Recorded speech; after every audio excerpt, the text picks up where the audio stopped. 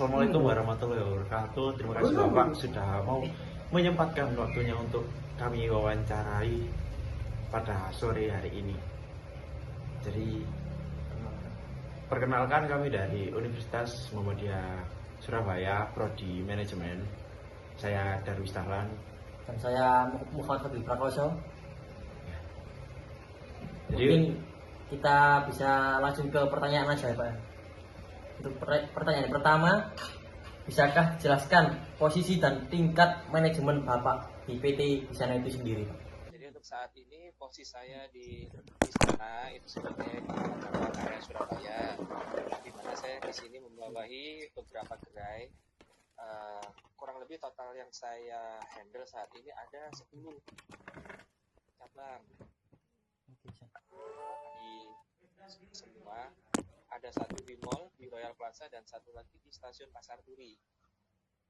Yang lainnya tersebar mulai dari Surabaya Utara, Selatan, Timur, Surabaya Barat, sudah semua Mas. Nah, jadi posisi kepala cabang ini seperti perantara antara teman-teman yang di gerai dengan yang di manajemen kantor.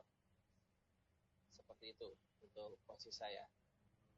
Dan yang kedua, berapa lama Bapak menempati posisi sekarang sejak kali pertama masuk dalam perusahaan PT Hisana itu sendiri? Oke, untuk berapa lama posisi ini, saya sekitar 2,5 tahun dari pertama kali saya masuk, itu sudah langsung di posisi kepala cabang. Karena mengingat pengalaman saya sebelumnya di bidang yang sama, sehingga tidak terlalu susah saya untuk kepala cabang area Surabaya pada saat itu. Seperti itu, Mas. Dan untuk pertanyaan ketiga Bapak, apakah Bapak pernah menjumpai karyawan yang tidak puas? Dan apakah Bapak bisa mengatasi ketidakpuasan karyawan itu sendiri Pak? Pasti ada Mas ya, pernah terjadi ada gerai sana yang tidak puas. Otomatis pendekatan pertama yang harus saya lakukan adalah internal. Jadi saya komunikasi secara empat mata, mendengarkan apa yang bisa saya bantu dengan keluhannya. Kemudian saya memberikan solusi, ataupun ketika memang sudah tidak ada solusi, jalan terakhir adalah saya bawa ke kantor untuk kita pertemukan HRD sebagai manajemen di sini. Kita dapat menjelaskan tentang keluhan apa yang didapat. Kemudian misalnya terkait hak ya, biasanya mereka kok saya segini tapi saya begini ya, itu kita lakukan mediasi lebih dulu, karena kan setiap karyawan di sini mempunyai karakter masing-masing, jadi cara pendekatannya itu juga pasti bisa disamakan satu sama lain. Nah, itu tugas saya sebagai seorang kepala cabang yang bisa memberikan edukasi ya di awal bagaimana dan apa yang dia dapat itu ya sudah sesuai seharusnya dengan apa yang dikerjakan. Itu Mas, kurang lebih. dilanjut untuk ke pertanyaan yang keempat. Apakah ada teknik komunikasi tertentu yang Bapak praktekkan di perusahaan Hisana ini, Pak? Jadi apakah ada teknik komunikasi tertentu? Sebenarnya tidak ada sih Mas kalau secara tertentu teknik komunikasi seperti apa. Tapi yang pasti saya sebagai kepala cabang di sini kan harus mengerti nih karakter tim saya itu seperti apa. Ada yang dia itu karakternya kuat, ada yang dia karakternya itu mungkin hatinya lebih rapuh, lebih ringkih ya. Jadi gaya bicara, gaya bahasanya pun juga kita tidak bisa menyamakan. Ada teman-teman ini yang bisa mengerti lebih jauh tentang peribahasa gitu misalnya, atau mungkin tentang pengertian. Kan di sini nggak semua teman-teman itu lulusannya sama, otomatis pola pikirnya pun berbeda. Jadi ketika saya menghadapi satu orang dengan orang lainnya, itu saya tidak bisa menyamakan gaya bahasa ataupun tidak bisa menyamakan nada bicara saya. Seperti itu sih Mas, kurang lebih. Untuk pertanyaan kelima, apakah Bapak mempraktekkan model kepemimpinan tertentu untuk mencapai tujuan perusahaan Hisana itu sendiri? Ada sih Mas, jadi ketika kita di sana, kita pasti kan punya target, punya tujuan. seperti apa nanti di sini. Tentunya teman-teman ini ketika tidak bisa diarahkan, pasti tidak bisa bergabung bersama kami. Sedangkan manajemen pasti ada punya target, ada punya tujuan yang ingin dicapai. Ketika udah kepemimpinan yang istilahnya asal-asalan, itu juga tidak akan mungkin bisa mencapai tujuan yang diminta oleh perusahaan. Sebenarnya tujuan dari perusahaan sendiri hanya untuk ingin tujuan utama pasti profit ya, kita lihat di sini. Lain dari itu profit, pasti tujuan kita adalah tetap bisa mempertahankan teman-teman ada di tim di sana. Jadi tidak sampai ada terjadi pengurangan, tidak sampai ada terjadi PHK istilahnya, karena masalah profitnya sudah tidak mencukupi, sehingga dari kemungkinan yang dimaksud itu harus dapat dijalankan sih Mas. Tipe kepemimpinan kadang-kadang memang kalau dari manajemen itu ada aturan-aturan yang saya rasa tidak bisa dijalankan.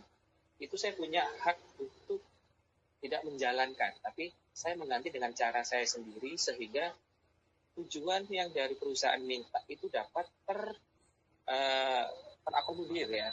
Jadi bisa terjalankan semuanya tanpa harus terjadi pertentangan di sana sini. Seperti itu.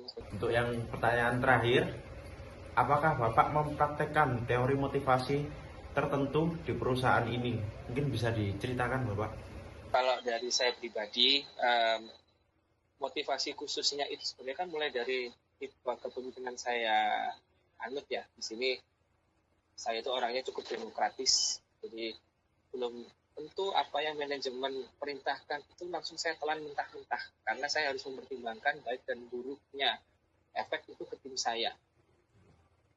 Dari situ teman-teman sendiri itu akhirnya merasa nyaman dengan apa yang sudah saya berikan ke mereka, sehingga motivasi mereka untuk tetap bisa berjualan dengan baik, untuk tetap bisa berjualan secara jujur, motivasinya dari saya sendiri. Kenapa? Karena ketika nanti dia misalnya nih harus berganti dengan kepala cabang yang lain, belum tentu dia akan mendapatkan tipe pemimpin yang seperti saya. Bisa jadi ada tipe pemimpin yang di sini yang otoriter. Istilahnya kalau atasan atau pusat mintanya seperti ini, ya saklek itu yang akan dijalankan. Sedangkan saya tidak di sini. Saya masih tetap akan memberikan diskusi terlebih dahulu. Ini seperti ini kemauannya seperti ini. Ini kalau kalian tidak bisa menjalankan ini akan ada istilahnya punishment-nya seperti ini. Nah, sebelum kita kena punishment-nya nanti ini kita harus menjalankan ini plan-nya seperti itu. Saya terbuka dengan mereka. Saya juga tidak ingin ada pengurangan, saya tidak ingin ada demotivasi dalam mereka bekerja. Sehingga ketika motivasi itu diberikan secara perlahan, dan itu butuh proses ya untuk memotivasi mereka bahwa kita di sini kerja itu pasti akan ada target, pasti akan ada tekanan. Nah, ketika mereka merasa sudah nyaman dan merasa terlindungi lah istilahnya dengan tipe kepemimpinan saya, mereka pasti akan termotivasi untuk bekerja dengan baik. Tapi selain itu juga dari manajemen sendiri juga memberikan motivasi seperti reward yang diberikan, dan rewardnya cukup, saya rasa cukup luar biasa untuk kelas perusahaan yang hanya jual fried chicken seperti ini. Reward yang didapat pun, nah itu bisa jadi senjata saya juga, bahwa ketika kalian bisa menjalankan apa yang manajemen inginkan, ini reward ini sudah menanti, dan ini kelihatannya susah akan didapat di perusahaan lain. Benefit yang didapat di sana cukup luar biasa sih, sehingga mereka pun juga bisa termotivasi untuk menjadi lebih baik di sana. Dan memang terbukti di sana sejauh ini memang masih bisa bertahan di tengah gempuran kompetitor yang semakin banyak, atau kompetitor lain yang udah mulai collapse atau udah mulai down. Di sana masih berkibar lah, saya bilang, kalau di Surabaya ini. Seperti itu Mas, kurang lebih yang saya jalankan. Itu saja yang dapat kami sampaikan. Sekali lagi terima kasih Bapak atas waktunya untuk menyempatkan waktunya, dan juga mohon maaf bila ada kurang-kurangnya dari kami. Itu saja, kami tutup. Wassalamualaikum warahmatullahi wabarakatuh.